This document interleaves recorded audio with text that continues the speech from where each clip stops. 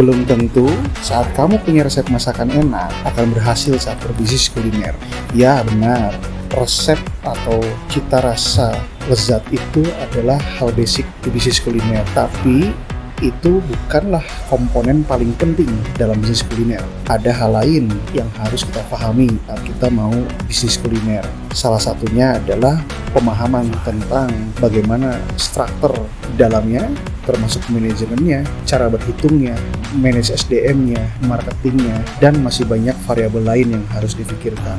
Jadi, saat mau bisnis kuliner, jangan cuma belajar masak, tapi juga kita harus belajar bagaimana sebuah manajemen F&B yang efektif, efisien, dan sustainable.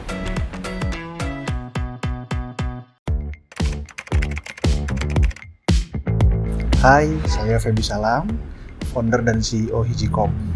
Hijikop adalah holding company yang bergerak di 7 sektor industri. Perjalanannya, Hijikop itu startnya awal dari F&B industri. Udah belasan brand yang sudah kita lahirkan, dan setelah pasca pandemi COVID, kami sekarang sudah running dengan 4 brand yang reborn. Di 4 brand itu kami masuk ke segmen yang berbeda. Karena sejatinya bisnis F&B itu harus menyesuaikan dengan segmentasi market yang berbeda. Saat ini, Hijikop ada 4 brand yang dijalankan di bawah Hijikop. Ada yang main middle up seperti Harlem.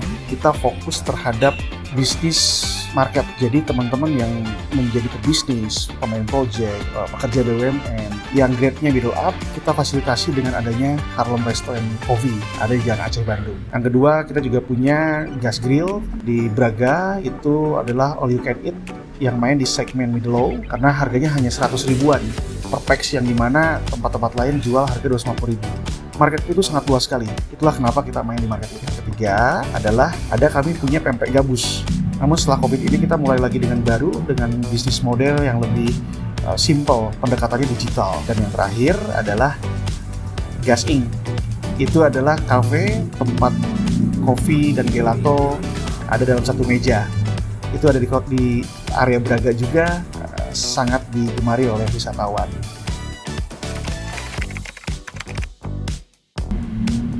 Hijikop itu dilahirkan agar brand-brand lokal Indonesia itu bisa tampil lebih stylish tentunya ya, yang menjadi core value-nya Hijikop itu. Bagaimana sebuah pempek makanan khas Palembang itu bisa ada di New York atau bisa ada di London, itu visi saya. Selain itu pun tetap kita juga mengakomodir bagaimana makanan Eropa nyambung sama makanan Indonesia. Nah, itu adalah hal-hal yang ingin kami sampaikan ke market global. Itu adalah salah satu visi Hijikop. Bagaimana brand-brand lokal bisa lebih mendunia, brand-brand Indonesia bisa lebih dikenal oleh masyarakat lebih luas. Semua bisnis itu pasti ada kelebihan dan kekurangannya. Nah, untuk khusus bisnis kuliner, kelebihannya itu udah jelas. Kita akan punya gross profit yang cukup tinggi, bisa sampai 3 kali lipat, tergantung kita mau main di level mana. Selain itu pun, kelebihan dari bisnis kuliner adalah sudah sangat jelas, bisnis ini adalah menjadi produk primer, kebutuhan utama yang dibutuhkan oleh manusia. Selama manusia itu ada, pasti bisnis kuliner itu tetap dibutuhkan.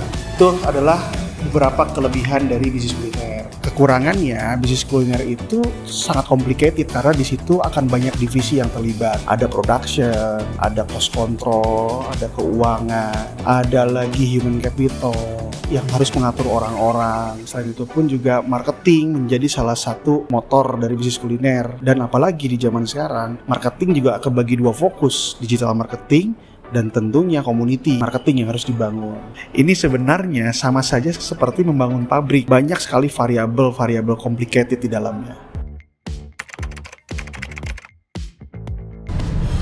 Bulan lalu, kolega saya sempat curhat sama saya terkait sama resep bakmi mamahnya itu yang enak banget, itu ternyata nggak laku di pasaran.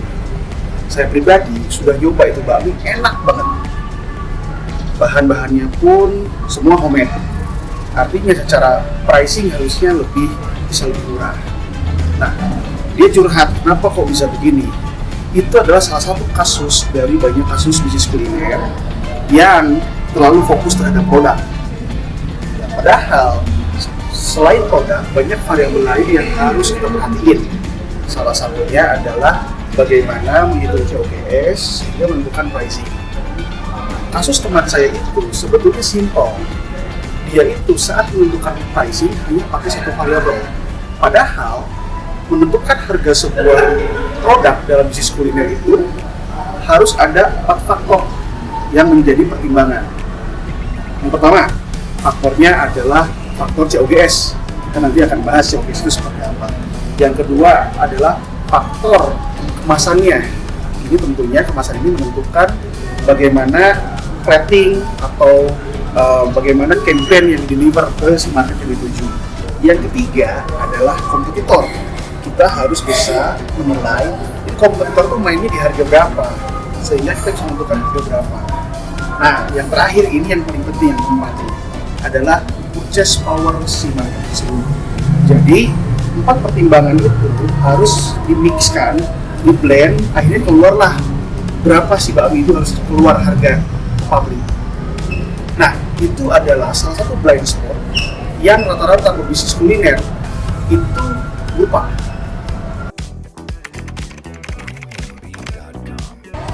Kenapa sih kalau bisnis kuliner itu harus punya manajemen yang baik? Ya jelas, manajemen itu harus dibangun agar bisnis kuliner kita itu berjalan survive dan sustain. Karena ujungnya itu bagaimana produk kita terus diterima dan kita mampu mengelola dengan baik operasionalnya day to day. Sampai titik tertentu yang kita harus inovasi kembali. Nah, ini semua harus dijagain oleh manajemen, dikontrol, diatur. Dan sebenarnya dalam bisnis manajemen kuliner ini ada 3 lagi nih, ada 3 hal yang kita bagi ke dalam 3 divisi. Yang pertama adalah ada yang berpikir tentang marketing, si marketing ini yang nantinya yang cari duit. Yang kedua, ada yang berpikir di operasional. Nah, operasional ini adalah menjaga bagaimana hari-hari day to day activity ini berjalan dengan lancar, zero mistake, dan menjaga quality tentunya. Dan yang ketiga, yang terakhir adalah keuangan. Keuangan yang mengatur uangnya, mengatur menjaga cash flow bisa berjalan sehingga supply makanan bahan baku itu bisa terjaga dengan baik, karyawan terbayar tanpa terlambat, beban-beban kebutuhan bisnis juga terbayar pada waktunya sehingga semuanya berjalan lancar. Meskipun di beberapa bisnis ada variabel divisi lain, tapi dasarnya bisnis kuliner itu hanya 3 divisi itu saja. 1, marketing cari duit, 2, operasional mengolah produktivitinya, mengolah produksinya, dan yang terakhir adalah keuangan. Sebenarnya cukup 3 hal aja yang harus dimiliki oleh pebisnis kuliner agar bisnisnya itu bisa berkembang. Yang pertama, itu cukup perlu punya willing. Willing ini biasanya rata-rata itu datang dari passionnya si owner. Tapi kalaupun orang ini tidak punya passion di bisnis kuliner, kalau ada willing, ada keinginan yang menggebu, itu adalah fondasi utama untuk bisnis kuliner. Nah, yang kedua adalah sources. Sources di sini adalah maksudnya capital atau modal, skill, lalu juga networking. Itu adalah sumber-sumber secara teknikalnya. Nah, tapi jangan melulu berfokus kepada modal. Sebenarnya modal itu nomor 12 kalau buat saya. Yang paling penting adalah skill dan networking. Dan yang terakhir, ini yang paling penting nih, harus ada DNA-nya. Maksudnya apa? Ada beberapa teman-teman itu yang dia punya sourcesnya bagus banget. Lalu juga willingnya ada. Tapi kalau DNA-nya nggak ada, ini nggak akan jadi. Ataupun sebalik, dia punya DNA, tapi tidak punya sources, ini juga berat. Jadi DNA juga sangat penting. Bagaimana sebuah bisnis kuliner bisa berkembang.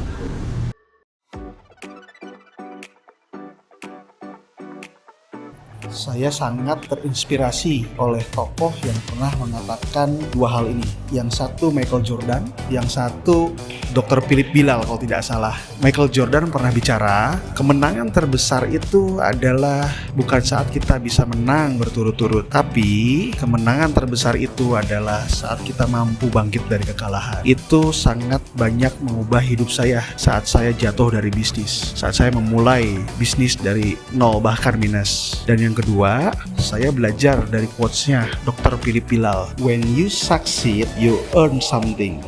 When you fail, you learn something. And of course, you need both.